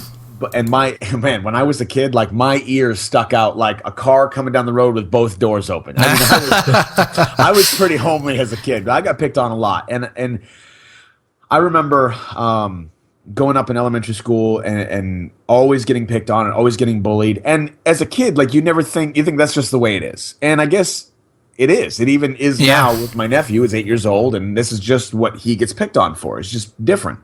But there came a point where I just realized that if I didn't do something about it, it was just going to continue. And that was always going to be the way that it was. And I couldn't handle that. Yeah. And I'll never forget one day, one of my closest friends, Jen, had been crying. And of course, me being who I am, I'm like, hey, what's going on? Do you need help with something? And she said, well, my stepbrother Chris in middle school is getting bullied by a couple of guys here in high school. And I, well, who are they? And she told me who it was. It was Rob and this guy Shannon, who were like wrestlers, the big tough guys, whatever. And I was not that guy. Right. Well, I said, okay, well, let me see if I can do something. So me doing, like, I wasn't a fighter. I was an actor. Like, I was in drama club, Right. So, like, my answer was, okay, I'm going to act like a tough guy and see where that gets Nice. me. That's a good strategy. So I used my quote-unquote strength to go over to the school one day when one of these wrestling meets got out. And as soon as these cats got off the bus, I pulled them aside and I told them exactly how it was going to be. And I literally looked up at both of them. And I was like, let me tell you something, fellas. If you mess with Chris one more time, we're going to have words, and it's going to be really, really ugly. Do you understand what I'm telling you? Now, these guys were both just a grade under me, but they were like a foot taller than me. Sure. Yeah, wrestlers are big dudes, man. Oh, yeah. And at that point, I had not even been in a fight yet. I didn't know what I was doing, but I was terrified. I was nervous, but I knew that Chris couldn't stand up for himself, so I had to at least try something.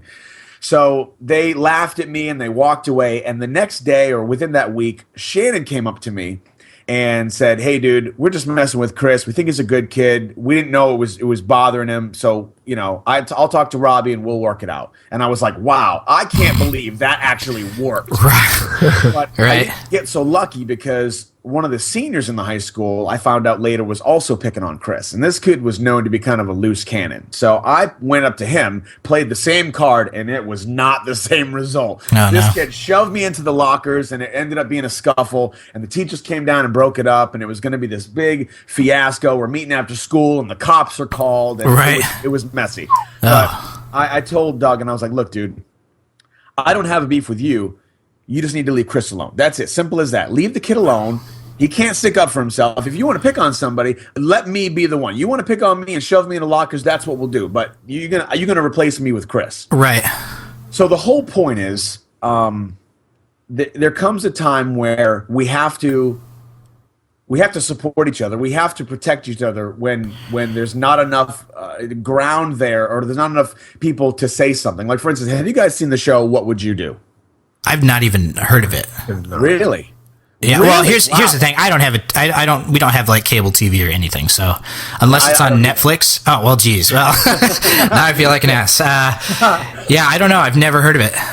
Well, the show is brilliant in the sense that it's a reality show that's scripted with actors where they will set up a scenario in a public place that you would not be, like, for instance, they'll go to Subway and they'll hire an actor to play a role in Subway, like be behind making sandwiches, and they'll hire another actor to come in, and there'll be like a scenario that takes place, and they'll see what everybody else around will do about what's happening.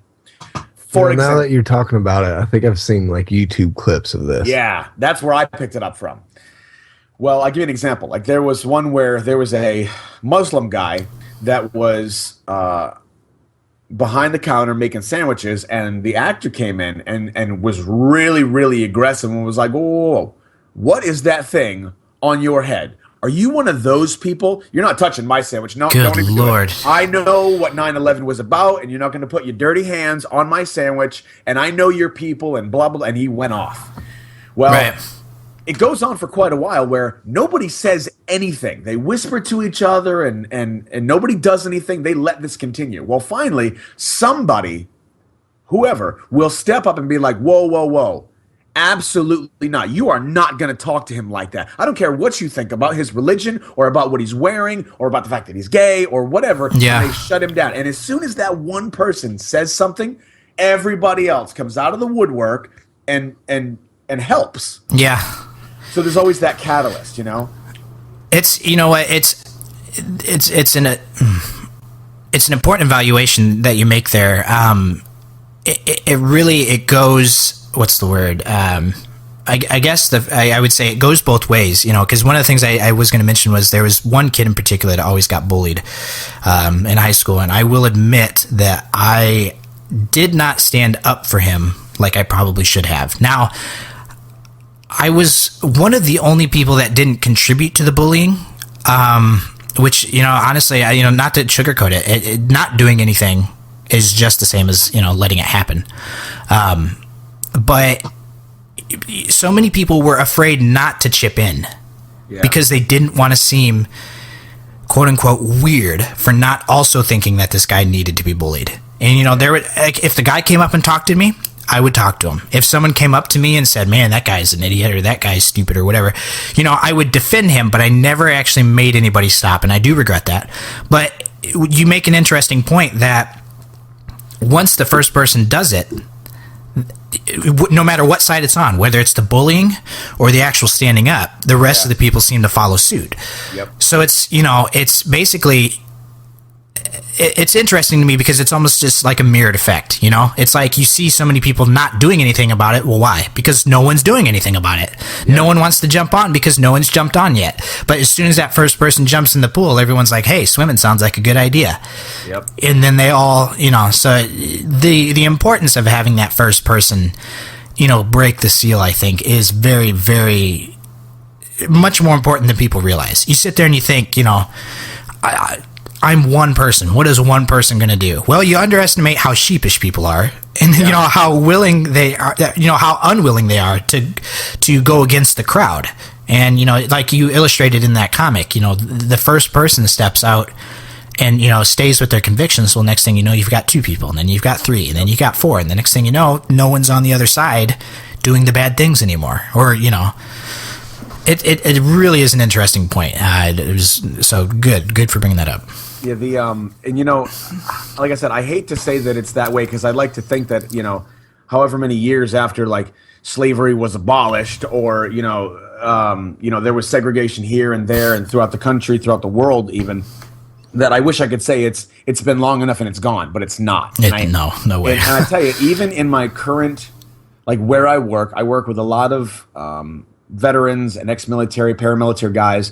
And I'll tell you, every single person that I work with the exception of one white female, is a middle-aged, white, middle-class male. Every single one of them. Now, what you end up with there, and it's not always the case, like, it's a stereotype when I say a white, middle-class male. Yeah. Because you automatically have a picture in your head of who these guys are and what they represent. And unfortunately, almost every one of them fits the stereotype. So what you end up with here is these guys will be the first ones to tell you, I don't want to hear you using that race card or using the fact that you're a female card because that crap's gone. But then 30 minutes later, they're talking about how, you know, oh, well, he's black, so he must be on welfare. And you're like, wait a second. Right. This doesn't work. You know, you can have both of them.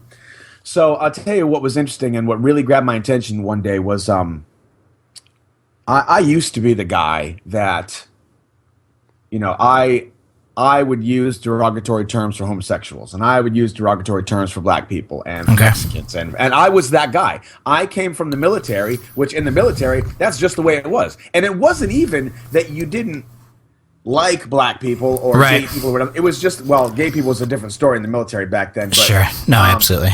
But when it came to races, it was just everybody being tough guys, but when it came down to it, you're not going to think twice if you have to go drag somebody out of a situation. You just do what you do. Yeah. You know? But the problem, though, is that one day I remember one of my closest friends talking about that there was a moment where he thought that there was a chance that his son might be gay. And I kind of looked at him cross-eyed and I said, well, how do you feel about that? I mean, it's your son. Yeah. He said, you know what? If my son's gay, I don't have any other choice. I have to disown him. Christ. And I was like, wow. Like, I don't even know where to begin with that. And I remember feeling like in my heart of hearts that something's wrong there. Yeah. You know? And I thought, well, if it's wrong for me to say, dude, that's your son, you can't disown him. You need to love him and just accept him for who he is. Then why is it okay for me to say, well, I don't know this guy, but he's gay and that's wrong because that's how I was raised religiously. Sure. Does that make sense? Yeah, the thing with and I'm going to say the gay debate. I don't, no derogatory term there, but it gets a little harder to debate because it does bring something like religion in there, and I'm just going to say I try not to get too political, at least with this show, but I'm going to say straight out that I am generally in support of gay rights, gay marriage, anything like that. Like I don't see a reason to stifle people based on something that, as we understand it now, was out of their complete control. Just like it was out of my control when I was born that I was not gay. Yeah. Like the fact that I find a female attractive or the same, the opposite sex attractive, was not my choice, and people don't hate me because, given it's more I'd hate to even say normal, but it's in the majority, I would say. The fact that it really irks me to see that people would then hold that against somebody. And so, like I said, straight up, I am in support of gay rights. it gets harder to clash with people who have issues with it based on religion, because it's not my jurisdiction or my point of reference to tell someone what they should and shouldn't believe via their religion. So that's where it gets rough on me, because, it's like I have my beliefs, and, but how do I tell this person over there who truly believes, in their, maybe they are good people, because not everyone who disagrees with you is a bad person, as, right, of course. So this person over here, let's say, for religious reasons, doesn't think that, people who are gay deserve the same rights or anything like that. It gets hard, because I don't know, I don't want to say how do I call them out, because that's not the intention of a discussion, to call people out. You're not trying to get people in trouble. You're trying to have a discussion, Sure, absolutely. That's where it gets rough for me. Not saying that, I'm still going to defend my beliefs regardless, but it gets rough to necessarily, metaphorically stand up to somebody if they are within their religious right to believe what they want, Yeah. But I think, it was an interesting point. Disowning a son is a little rough, regardless of religious. I feel like you could disagree with what had come out, how his son had turned out, maybe. Just like, my dad might be disappointed in me for me doing, things he doesn't like. But sure. Disowning a son is, that's unfortunate that would even be an option. I know. I'm just curious what the logic behind disowning a son for being gay is. Like, even because it makes him not gay, Tony. It makes him not gay. If he believes that he was born that way, like, it's out of his control, like, what does he expect? If he expects it's like his upbringing, then he's to blame.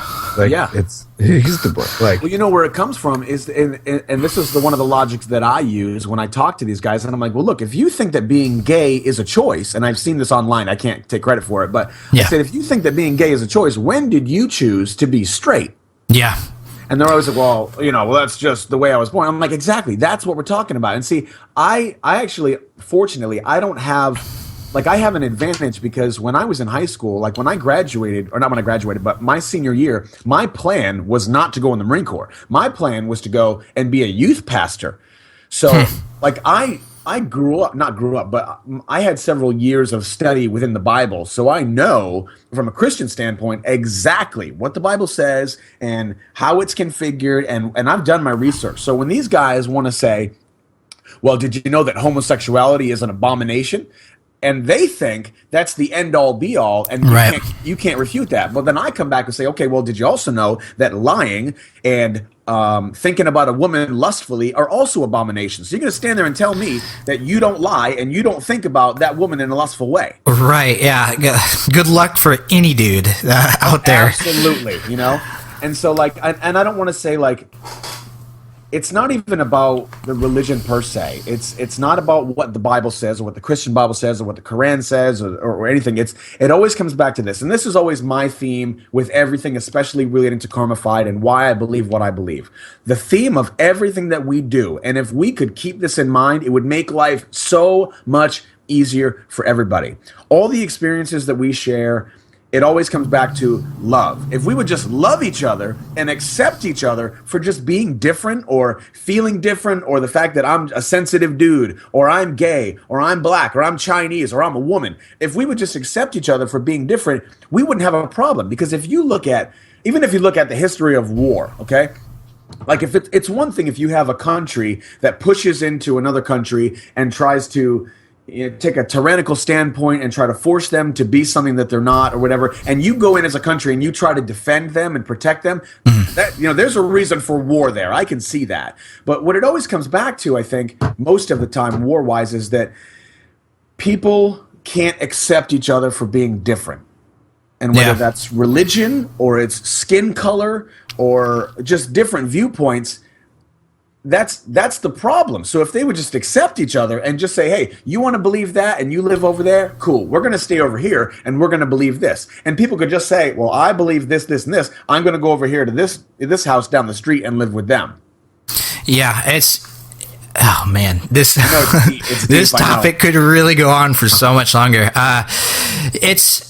I do. I think that's a great point that you're bringing up. And, how do you... I know people close to me that I've had issues with, just points of view, and, my own ideas don't always sync up with with other people's. Obviously, that's going to happen with whoever you are. Go throw a stone down the street and the house it lands out front of. Good luck trying to find anything that you have in common with that guy. There's so many different things about us as people, and there's so many people that don't. This is also a much larger topic, but I think, our society in general, and I touched on this briefly a couple weeks ago for whatever reason, I can't remember, but I think we're building ourselves up to almost, we as humans, one of the things that defines us is being self-aware.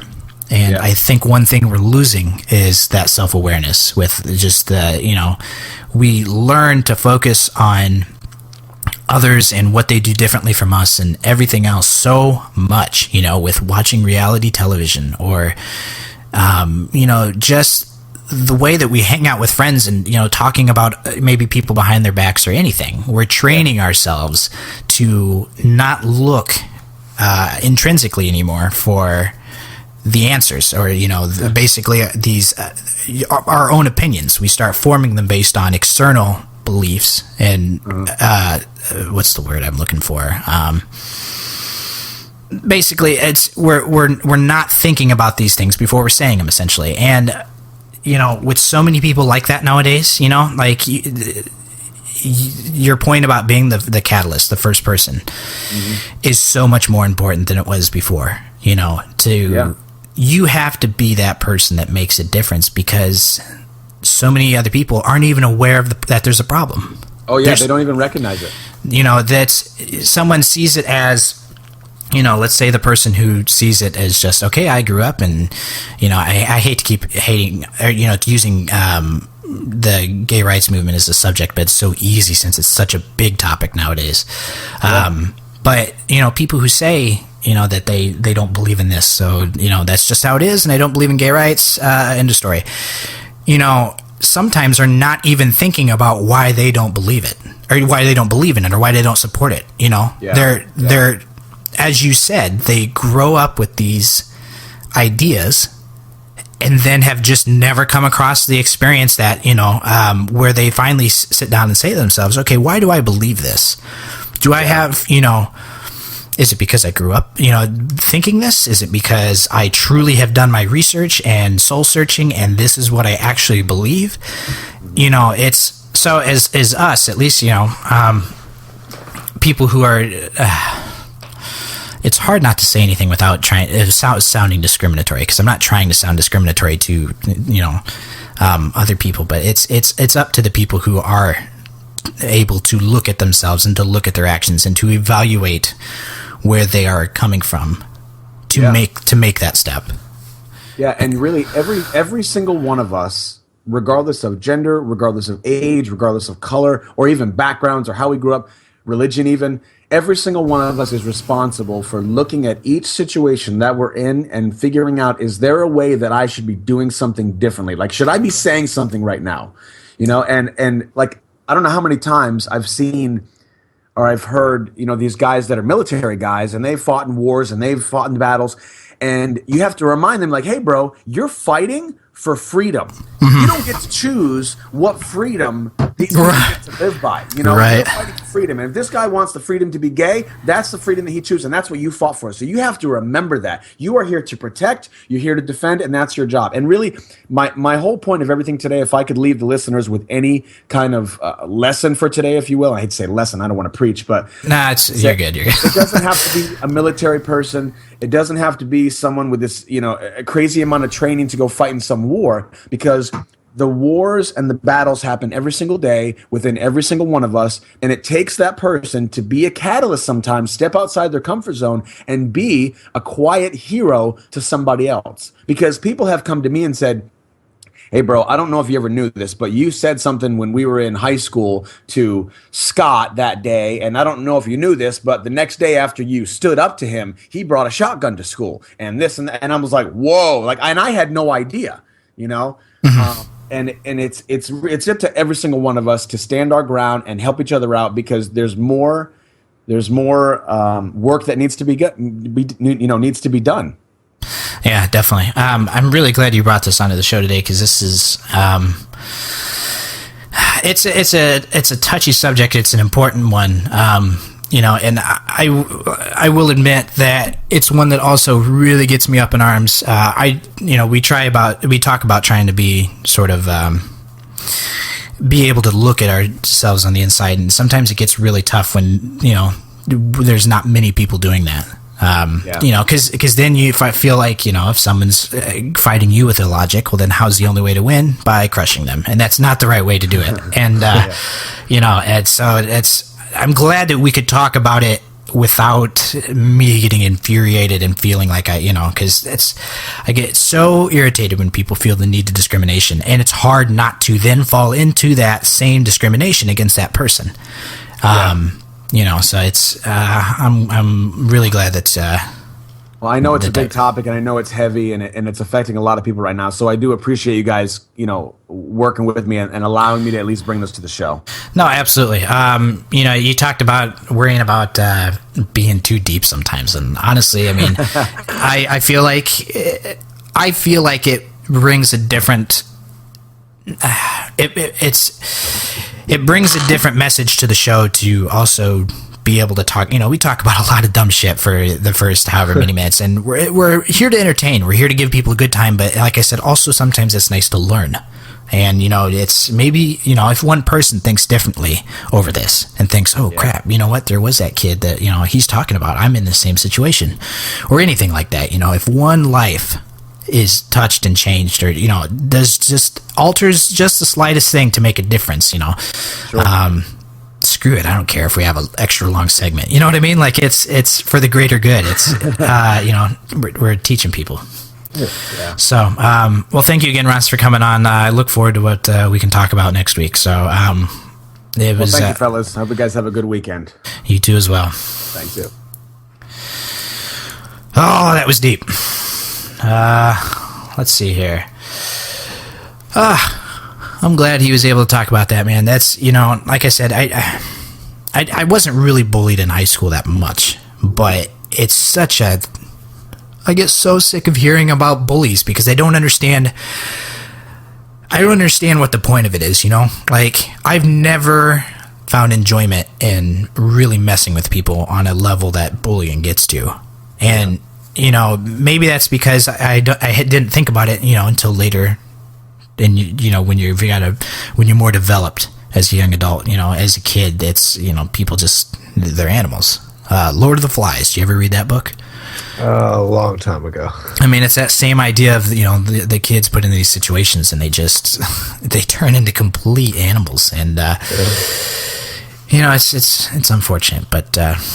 On a lighter note, Tony, tell people how, if they want to help us out in any way, tell us how that they can help out the show. Well, you can do the Sriracha method, and just by word of mouth. Just telling your friends and family about our show. It's every Saturday. It's in the morning. You can follow us on Facebook and Twitter. Facebook, just Dream the Machine, and Twitter, I believe, is @STM Podcast. Correct, yeah. Yeah, and if you want, you can buy a $5 segment sponsor via PayPal. I was going to touch on that real quick. We didn't have any sponsors this week, which is to be expected as we're up and coming. But my father had mentioned wanting to sponsor Ross's segment, and let me explain how the sponsors work. I guess if you are looking to sponsor something, specifically sponsor. That is like saying, I have something that I want to advertise on the show, and I want to pay you $5 to basically, it's like a trade. So, Tony, let's imagine that you and Michael have a new album coming out with the band that you guys are in, and you say, now given you're on the show, so that wouldn't apply to you, but let's assume that you're not the co-host, and you're like, hey, you know what? I want to sponsor a segment. I want to get the word of my new album coming out. You would send us $5 and you would say, hey, could you read this, please? And then when a segment comes up on the show for whichever segment you want to sponsor, I would say, segment is brought to you by freaking Tony's band. And I would read everything that she told me to say, as long as it wasn't, crazy with expletives or anything. Maybe a bunch of rhymes. Just to really trip you out. Yeah, it would work too. So that's how a segment works. A segment works that you sort of want to show light on something, and then we scratch each other's back. If you just want to help out the show, you can do it at our Patreon page. Now, we haven't been plugging that as much because, I just don't think we have as much of a listening audience yet. But the Patreon page is where you can do basically flat donations, or you can do like $1 a month, or even like $5 a month. We actually have a goal on there. If we get to, I don't know if it's $100 total dollars or if it's $100 a month. I think it's just total. But if we can get to $100 total dollars donated, basically, and I guess I was going to talk to you this before the show, Tony. I forgot. I was going to see what you thought about doing a video podcast, because the $100 would give us the equipment that we could do to actually have good high definition webcams, because I currently don't have a webcam for my PC. I do for my Mac, but I don't record from there. So that would be something that we would be looking into, because currently, if you're listening to on Twitch, all you see is black screen. And that's boring, I imagine. So just look at it. If a couple people donated $5 a month for a couple of months, next thing you know, you could be seeing our lovely faces on that stream. So yes, that's the difference. If you're looking just to do flat donations, anything like that, Patreon. Definitely go to patreon.com, search Stream the Machine. If you're looking to sort of, like I said, do the back scratching thing, give us something, the $5, and then we do you a favor and read something on the show for you. If you got a website, you got a blog, do you have a podcast? If we'll read whatever it is, as long as it's appropriate. So, thank you once again to the Finest Hour? Good Lord, I almost said the Final Hour. For sending in their stuff. That's how we like it. If you have music that you want to get played on the show, send them in to streamthemachine@gmail.com. Also taking suggestions for Word of the Week. That didn't make an appearance again this week. Maybe we'll see it next week. If you got a word, that you don't think is used enough in their vernacular, we'll bring it up on the show. We'll talk about it. We'll define it. Use it in the sentence, as Tony would have me do to break the trivia. I am currently on Twitter at RedefinedJack. I have not been posting on Twitter very much, except for reposting the show stuff. Tony, where can people find you if you're on Twitter? I'm on Twitter as well. Tony DePalma, TonyDepalma 51. And I'm about the same boat. I don't tweet as much as I'd like to. I'm on it quite a bit. I read Twitter a lot. Yeah. But I need an app that posts from both for my phone. That would help out a lot. The show stream. Oh my God. The show Twitter is at STM Podcast. I will announce the show there when it's starting. If there's any kind of cancellations, you can also get that on the Facebook page, which I think is facebook.com/streamthemachine. So just stay tuned there if you're ever curious if we're doing a show. Visit the website, streamthemachine.com. You'll find, posts throughout the week if there's any other news updates. It's all basically, all this stuff is just to keep you updated with the show. I'll also post the shows there every time that they're done. I've been doing it just after the show every week, but I've been noticing sometimes I want to relax right after the show. So I might start uploading them later Saturday evening or maybe even on Sundays. But we will post there. We're still having a weird issue with the space that we're allowed to upload. So the stream and the download links are super low quality at the moment, unfortunately. So I apologize for that. But we have been including high definition links. So you can always gain access to that. Once again, thanks to Finest Hour for sending their stuff in. It was a great song. I already did it. I would recommend anyone who liked that music, head over to Facebook, give them a like. Their page is The Finest Hour. You can follow them on Twitter, at The Finest Hour. And you can also contact their email if you have any questions or for whatever reason that you might want to contact them. The Finest Hour Music at hotmail.com. We're going to have episode 5, I believe, next week. We are getting right up there. I can't wait till we hit the double digits. That's going to be our first milestone. We'll have to do something special for the show. But next week will be episode 5, next Saturday at 10:30, 9:30 if you're in the Central Time Zone, and if you're in another time zone, figure it out yourself. Our second song here. I kind of had a hard time picking what I wanted to be our complimentary piece here, because I wanted to do something different. I didn't want to keep picking electronic stuff, or you know what I mean, like stuff that we like. I mean, I do want to pick stuff that we like, but not just the same genre all the time. I did find one that is, I believe it is from Kenya. It's I don't want to call him a rapper. Rapper usually has a negative connotation to it, so I want to say hip-hop artist. His name is LaFam. He has a song called Sire that is on the site that I visit. I'll put the link up in the show notes for it, but kind of has like an East Asia sort of vibe to it. Kind of a nice, different from your everyday hip-hop music. Yeah. So that's what it is. I'll have links for everything up in the show notes. Thank you everybody for listening in. Had a great time with everybody today, especially Ross. Thank you, Tony, for being my co-host and helping me out every week. This is Sire by LaFam featuring Alphabet and Soul Afrique. We will see you guys next week. Have a good day. Not important though. Yeah. Some Punjabi-ish. Dog, yeah.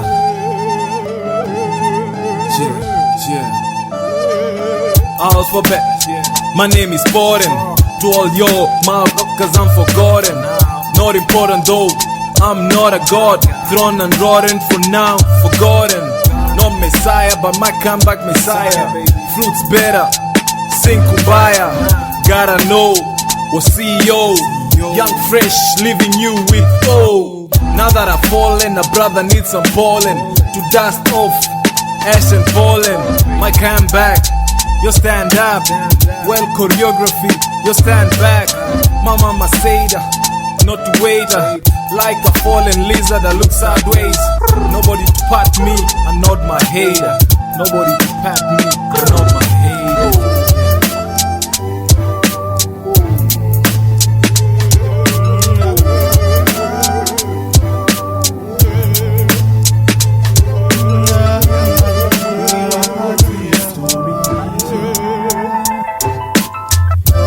Messiah man, but I'm Messiah. Higher forces, my entire voice is alien.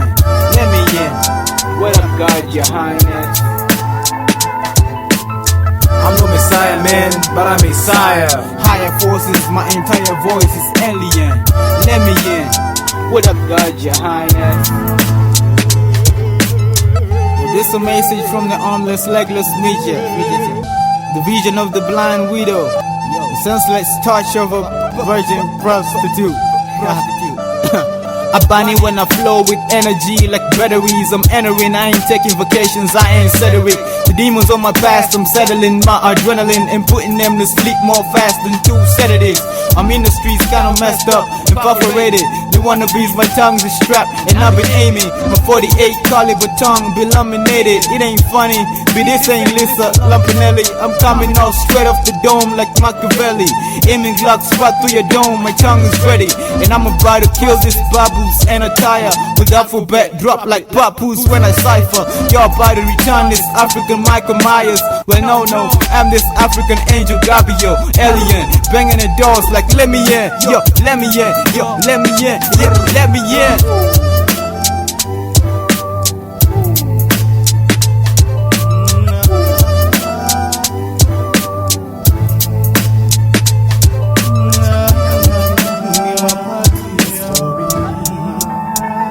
Mimi ndo Maulana,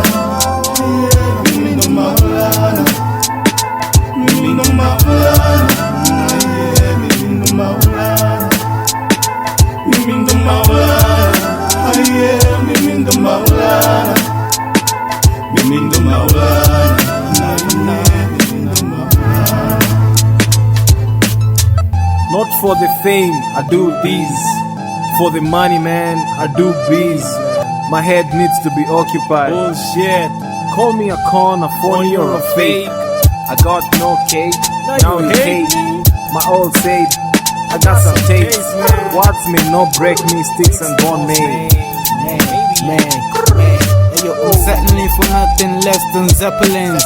I'm high, yeah, call it a sedative again. Taking you to sleep, especially when the beat comes through. I'm deep like a mob do, gung fu.